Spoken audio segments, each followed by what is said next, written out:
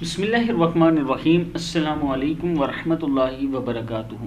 آج میں اپنے دوستوں سے چند ایسے کلمات شیئر کرنے والا ہوں جن کے پڑھنے سے آپ کو 4 کروڑ نیکیاں مل سکتی ہیں۔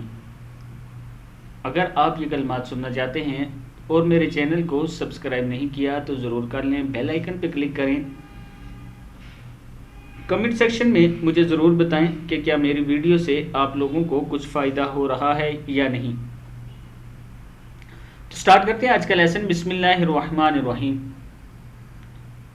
حضرت تمیمی رضی اللہ تعالیٰ عنہ فرماتے ہیں، حضور اکرم صلی اللہ علیہ وسلم سے روایت کرتے ہیں کہ حضور اکرم صلی اللہ علیہ وسلم نے ارشاد فرمایا کہ جو شخص 10 مرتبہ یہ کلمات کہے تو اللہ تعالیٰ اس کو 4 کروڑ نیکیوں کا ثواب عنایت فرماتے ہیں۔ وہ کلمات کیا ہیں؟ وہ یہ ہیں: اشہد ان لا الہ الا اللہ وحدہ لا شریک لہ الہ واحدا احدا صمدا لم يتخذ صاحبۃ ولا ولدا ولم یکن لہ کفوا احد۔ پھر سن لیں: اشہد ان لا الہ الا اللہ وحدہ لا شریک لہ الہ واحدا احدا صمدا لم يتخذ صاحبۃ ولا ولدا ولم یکن لہ کفوا